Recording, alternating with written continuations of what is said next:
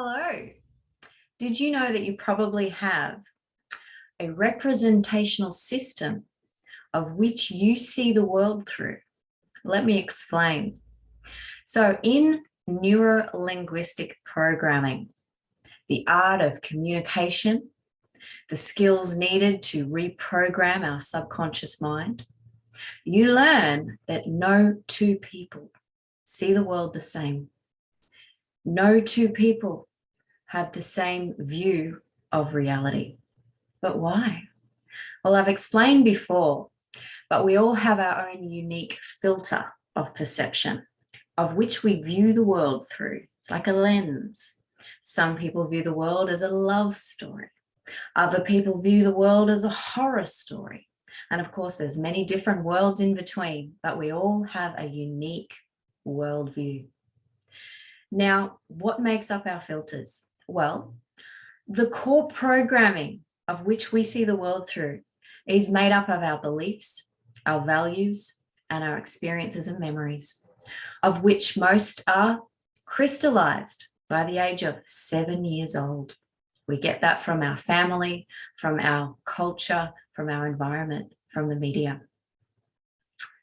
Now, one beautiful little skill that I want to impart with you for helping you understand yourself a little better and also helping you to communicate more effectively with others so that you can actually get on others' wavelengths rather than missing because of our unique view of the world. It is a very valuable skill to be able to entrain and to be able to communicate on the level of someone else, to deeply and truly connect with someone through language, through linguistics. And so this is what draws many people to learn NLP, these skills of connection and communication with others. So today I'm going to teach you the 4 representational systems of which we all have a certain filter that we process information through. Now, these systems are visual, auditory, kinesthetic, or digital or internal dialogue. These 4 systems are just different ways that we process the billions of bits of data that are incoming in every moment that we are a human in this experience. Now, I've mentioned this before, but if we had to actually process all that information, we would go crazy. It's too much. So we have this beautiful filter system that enables us to function in the world. So if you want to really get good at communicating and connecting with other people, then listen on. Now, the first representational system is the visual representational system. Visual people are motivated by what things look like. I'm sure you couldn't have guessed that one. They tend to work and play in places where there's a lot visually going on. They like to be shown things. They are often very neat and organized people. That makes sense. They want to be aesthetically pleased by their environment, so they create order. They can often be very wiry and thin people. This is just a trait that's been noticed in the research. They like bright colors, of course, because they're attracted to what they see. So they're attracted to bright colors. They tend to be very fashion conscious, which makes sense. They're very well aware of how they look to themselves and to others. They like to travel and see new places. They like art, obviously, because it's visual. It's a visual pleasure they get to experience. It's funny with visual people, if you're a really predominantly visual person, you sometimes will sacrifice physical comfort to look a certain way. And that's why you see very visual people will be certainly whatever in wearing high heels and starched collared shirts. It's about the way they look. It's not about how they feel in it. Now, visual professions include, I've mentioned artists, but designers, architects, florists, photographers, you get the idea. Basically, anyone who's attracted to the way things look and want to create more beauty and more order visually, then they're going to be attracted to these professions, and they're going to be a visual person. Now, the second trait or representational system that many people use to filter the world and process information is the auditory. Obviously, auditory means hearing. Now, auditory people are motivated by something sounding right. You'll hear it when you talk to them. That sounds right. You'll hear them say that sort of thing, as opposed to the visual people who will say, I see what you mean. So you can hear what kind of representational system someone is dominated by in the way they speak. So auditory people will often say that sounds right, or that doesn't sound right. They work well with a quiet place. Now, our auditory people are really aware of sounds. They can be very sound sensitive. Sound is the way they process information predominantly. Sound needs to sound right for them to be comfortable. So they often bloom or flourish in quiet places, or places where they are in control of the sound and they create the soundscape in their life. So you'll find that auditory people love natural sounds. They'll love to go for a walk in nature, go down to the ocean, anywhere they can hear that harmony of nature. They like to be told stories, so they hear them. They like to learn through podcasts or anything that's auditory. Before they make a decision, they like to hear exactly what it's going to be like. They want to hear it. They'll want you to talk about it so they can hear it. They often have a large vocal range because this is their predominant way they sense the world. They will have fine-tuned that. So they have a beautiful vocal range, melodic vocal range, a melodic speech. They like music and sounds and conversations and walks in nature, as I mentioned. Auditory professions often include judges or linguistics, or sound engineers, or DJs, or musicians, or interpreters, or counselors. You get the idea. Anyone who gets to listen. They're really good at listening and hearing and making order out of sound. Now, the third representational system, which many of you might recognize, is the kinesthetic trait. Kinesthetic just means feeling. Kinesthetic people are motivated by what it feels like. They'll say things like, I'm feeling you, or that feels good, or that feels good to me, or that's, you know, it's anything about feeling.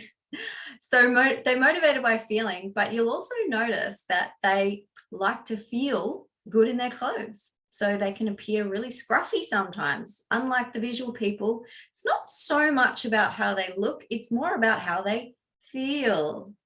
So they'll often wear very comfortable fabrics. When they're shopping, they'll feel through different fabrics. It's all about touch. You'll often find a kinesthetic person is a hugger. They like to hug because they can feel. And the thing with kinesthetic people is it's not just the physical touch, they can feel here too. And so you'll find that their professions don't just include things like athletes and farmers and tradies and mechanics, the hands-on people, the let me do it people, but also people like coaches and nurses and the caring professions where they get to feel here. So kinesthetic people are all about feeling. They process things through their feeling. In fact, often you could hear a kinesthetic person in the way they speak. You'll be able to hear their emotions. And I don't know if you can tell, but I'm a bit fairly kinesthetic in the way I speak. So my tone will change with the way I'm feeling. Now, they can also, when making decisions, they'll have to get a feel for it first, or they'll have gut feelings. They'll speak like this as well. They'll be very breathy in their speech. They can be very fit or very unfit. There'll be extremes because there'll be a couch potato type, which is all about comfort and feeling good, or there'll be a sports athletic type because it's all about the feel of being fit and getting fit and exercising. And there can be extreme, the kinesthetic people. because they love relaxing and they love sport. They're both very much feeling orientated. Now, the final category of the representational systems we talk about in neurolinguistic programming is digital, or sometimes known as internal dialogue. Now, these people are about facts and figures. They are motivated by if it makes sense, if it's logical. So often you'll find that very digital people are in their head all the time. They'll sometimes even close their eyes to think. This is their comfort zone. This is how they process information. This is how they make sense of the world. So digital people communicate with an inner voice, with self-talk all day long. They're processing information through facts and figures and strategy and analysis. They can grind on things and plan, and it can be analysis paralysis for very strong digital people. All decisions are based on detailed information.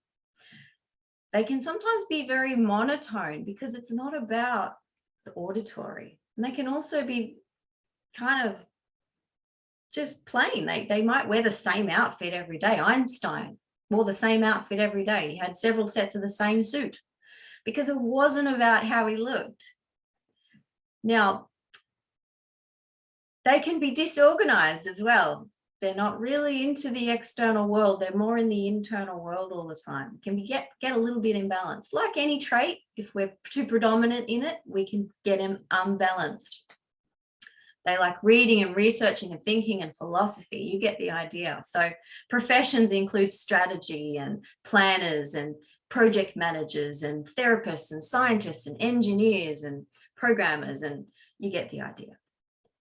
So how do you communicate with 4 different types of people? Well, the one thing I want to impart here is that we're usually not only one of these categories predominantly. Now, occasionally you might meet someone who just really stands out as really obviously just one of these traits. They could be that the cliche artist who's just all about the way things look. Or it could be the auditory person who's just the sound engineer. Everything's about sound. Or the kinesthetic person who's just huggy all the time and feely and scruffy, or the digital person like Einstein types in their head and facts and figures. Okay, but I'm sure you've met people like this, the extremes of each of these representational systems. But more than likely, you're going to be a combination of all 4. Now, there will probably be a predominant one, but for me, I'm actually pretty much evenly all 4 categories. But for you, it's really interesting to inquire into this. Start to use your awareness to notice your own traits in these areas.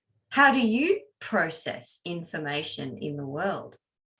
Now, the one thing I want to leave you with here is if you want to effectively connect with someone else, learn their representational system. Don't connect with them through yours, but actually work out using your sensory acuity, watch them, listen to them, see what kind of system might be their predominant representational style. See how they process information and then speak to them through their wavelength, if you like. So if they're a visual person, say things like, how do you feel this looks? What does this look like to you? If it's an auditory person, does that sound right? If it's a kinesthetic person, give them a hug. How are you feeling? If it's a digital person, say, does that make sense? Does that sound logical to you? See what I mean? It kind of gets fun, actually. And this is how I effectively learn to communicate with others, including clients, including friends, including acquaintances, including professional colleagues. It doesn't matter. It's just a beautiful extra skill to have in your tool belt for helping you connect with others in this human experience. So I would encourage you to look into this. It's fantastic. It's wonderful. It'll really help you see some magic in the way we are created and the way we process information. So if you like this video, please like, subscribe, and share, and have a beautiful day. See ya.